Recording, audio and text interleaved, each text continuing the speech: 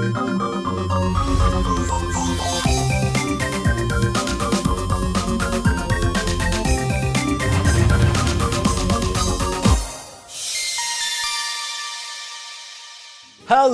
And ನಮಸ್ಕಾರ, ನಾನು ನಿಮ್ಮ ಬಡಕಿಲ ಪ್ರದೀಪ್ ಬಂದಿದ್ದೀನಿ. ಇದು ರೈಟ್ ಕ್ಲಿಕ್ ಮಾಡೋಕೆ ರೈಟ್ ಟೈಮ್.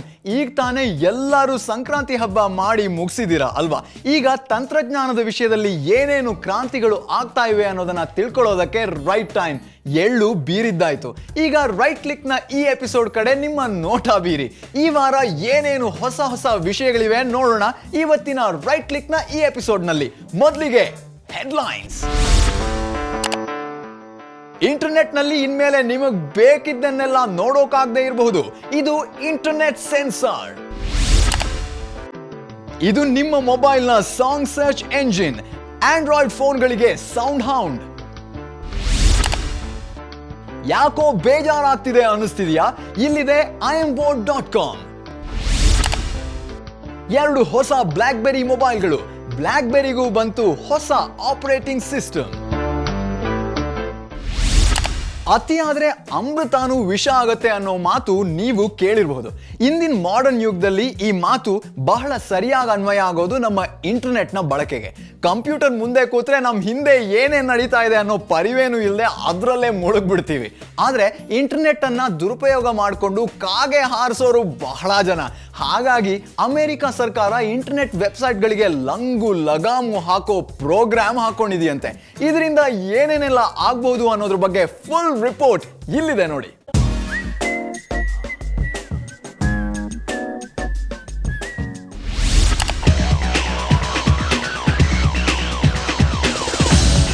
ಅಮೆರಿಕ ಸರ್ಕಾರ ಇಂಟರ್ನೆಟ್ ನಿಯಂತ್ರಣಕ್ಕೆ ಮುಂದಾಗಿದೆ. ಇನ್ನು ಮುಂದೆ ನಮ್ಮ ಸರ್ಕಾರ ನಮ್ಮ ದೇಶದ ಎಲ್ಲ ವೆಬ್ಸೈಟ್ಗಳಲ್ಲೂ ಮೂಗು ತೂರಿಸುತ್ತದೆ ಎಂದು ಫರ್ಮಾನು ಹೊರಡಿಸಿದೆ. ಅಮೆರಿಕ ಇದಕ್ಕೆ ನೀಡುವ ಕಾರಣ ಏನೆಂದರೆ ಅದು ಪೈರಸಿ ನಿಯಂತ್ರಣ. ಅಮೆರಿಕದ ಹಲವು ಉತ್ಪನ್ನಗಳು ಸೇರಿದಂತೆ ಅಲ್ಲಿನ ಸಿನಿಮಾಗಳು, ಸಂಗೀತ ಮತ್ತು ಇತರ ಡಿಜಿಟಲ್ ಮಾಹಿತಿಗಳು ಆನ್ಲೈನ್ ಮೂಲಕ ಸೋರಿಕೆಯಾಗುತ್ತಿದೆ ಎಂಬುದು ಈ ಹೊಸ ಕಾಯ್ದೆಗೆ ಕಾರಣ.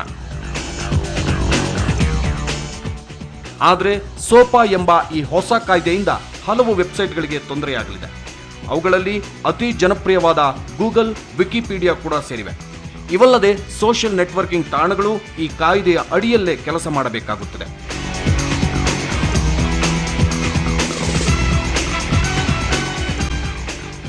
ಇಂಥ ಕಾಯ್ದೆಯಿಂದ ಕೊನೆಗೆ ತಮ್ಮ ವೆಬ್ಸೈಟ್ಗಳನ್ನು ಮುಚ್ಚುವಂತಹ ಪರಿಸ್ಥಿತಿಯೂ ಬರಬಹುದು ಎಂಬುದು ಈ ವೆಬ್ಸೈಟ್ಗಳ ದೂರು. ಹಾಗಾಗಿ ವಿಕಿಪೀಡಿಯಾ ವೆಬ್ಸೈಟ್ ಆ ಪರಿಸ್ಥಿತಿ ಬರುವ ಮುಂಚೆಯೇ ಮೊನ್ನೆ ಬುಧವಾರ ಸಾಂಕೇತಿಕ ಪ್ರತಿಭಟನೆಯ ಅಂಗವಾಗಿ 1 ದಿನ ತನ್ನ ವೆಬ್ಸೈಟ್ ಅನ್ನು ಮುಚ್ಚಿತ್ತು.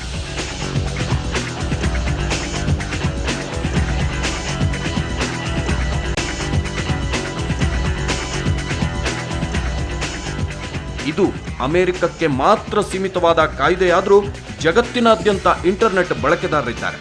ಹಾಗಾಗಿ ಅಮೆರಿಕದ ವೆಬ್ಸೈಟ್ ಒಂದು ಬ್ಲಾಕ್ ಆದರೆ ಅದರಿಂದ ಮಾಹಿತಿ ಪಡೆಯುತ್ತಿದ್ದ ಭಾರತೀಯರಿಗೂ ಇದರಿಂದ ತೊಂದರೆಯಾಗಬಹುದು. ಪೈರಸಿಯಿಂದ ಸಾಕಷ್ಟು ನಷ್ಟವಾಗುತ್ತಿದೆ ಎಂಬುದು ಸತ್ಯವಾದರೂ ಅದಕ್ಕಾಗಿ ಇಂತಹ ಕಾಯ್ದೆ ತರುವುದು ನೆಗಡಿಯಾಯಿತು ಎಂದು ಮೂಗು ಕೊಯ್ದುಕೊಂಡಂತೆ ಎಂಬುದು ಹಲವರ ವಾದ.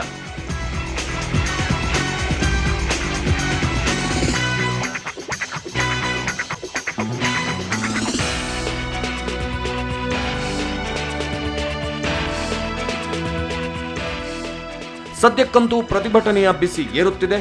ಆದರೆ ಆ ಬಿಸಿ ಅಮೆರಿಕ ಸರ್ಕಾರಕ್ಕೆ ಮುಟ್ಟುತ್ತದೆಯೇ ಎಂದು ಕಾದು ನೋಡಬೇಕಿದೆ.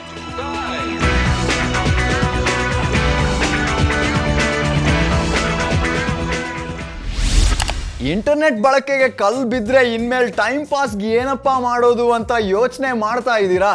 ಏನು ಮಾಡೋದು, ಅದು ನಮ್ಮ ಕೈಲಿಲ್ವಲ್ಲ. ಅದನ್ನು ಬಿಟ್ಟು ಸದ್ಯಕ್ಕೆ ನಮ್ಮ ಕೈಲಿರೋ ಮೊಬೈಲ್ನಲ್ಲಿ ಯಾವ ಹೊಸ ಅಪ್ಲಿಕೇಶನ್ ಹಾಕ್ಬೋದು ಅಂತನಾದ್ರೂ ನೋಡೋಣ ಬನ್ನಿ. ಇದು ಆಂಡ್ರಾಯ್ಡ್ ಮೊಬೈಲ್ಗಳಿಗಾಗಿ ಇರೋ ಸೌಂಡ್ ಹೌಂಡ್ ಅಪ್ಲಿಕೇಶನ್. ನಿಮ್ಮ ಮೊಬೈಲ್ನಲ್ಲಿ ಹಾಡುಗಳನ್ನು ಕೇಳುವಾಗ ನಿಮಗೆ ಈ ಹಾಡನ್ನು ಎಲ್ಲೋ ಕೇಳಿದ್ದೀನಲ್ಲ ಅನಿಸಿದ್ರೆ ಆ ಹಾಡಿನ ಫುಲ್ ಜಾತಕ ನಿಮ್ಮ ಮುಂದಿಡೋ ಅಪ್ಲಿಕೇಶನ್ ಇದು. ಈ ಸೌಂಡ್ ಹೌಂಡ್ನ ನಾನು ನಿಮಗೆ ಪರಿಚಯ ಮಾಡಿಕೊಡ್ತಿದ್ದೀನಿ ಇಲ್ಲಿ.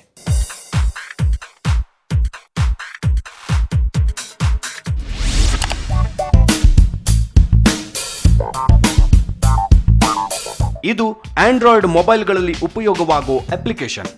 ಹೆಸರು ಸೌಂಡ್ ಹೌಂಡ್. ಆಂಡ್ರಾಯ್ಡ್ ಮಾರ್ಕೆಟ್ನಲ್ಲಿ ಲಭ್ಯ.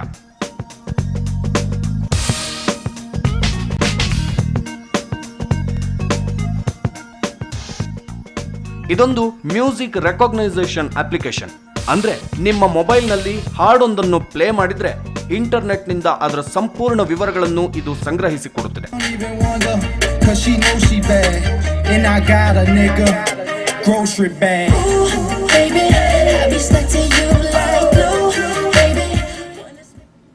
ಇಂತಹ ಇತರ ಅಪ್ಲಿಕೇಶನ್ಗಳು ಇದ್ದರೂ ಇದು ಕೇವಲ 4 ಸೆಕೆಂಡುಗಳಲ್ಲಿ ತನ್ನ ಕೆಲಸ ಮಾಡುತ್ತದೆ ಎಂಬುದು ಇದರ ವಿಶೇಷ. ಈ ಅಪ್ಲಿಕೇಶನ್ ನಿಮಗೆ ಬೇಕಾದ ಹಾಡಿನ ಸಂಪೂರ್ಣ ಸಾಹಿತ್ಯವನ್ನೂ ಒದಗಿಸುತ್ತದೆ.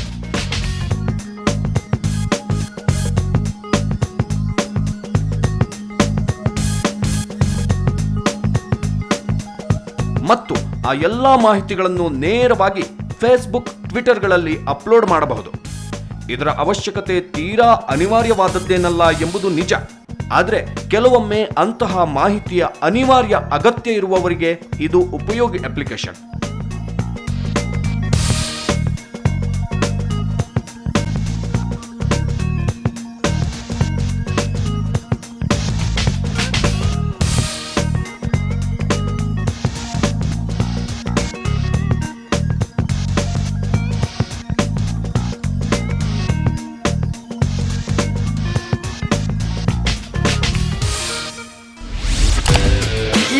Top 10 applications.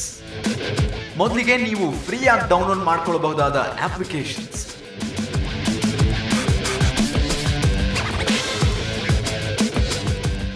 ನೀವು ಪೇ ಮಾಡಿ ಡೌನ್ಲೋಡ್ ಮಾಡ್ಕೊಳ್ಳಬಹುದಾದ ಅಪ್ಲಿಕೇಶನ್ಸ್.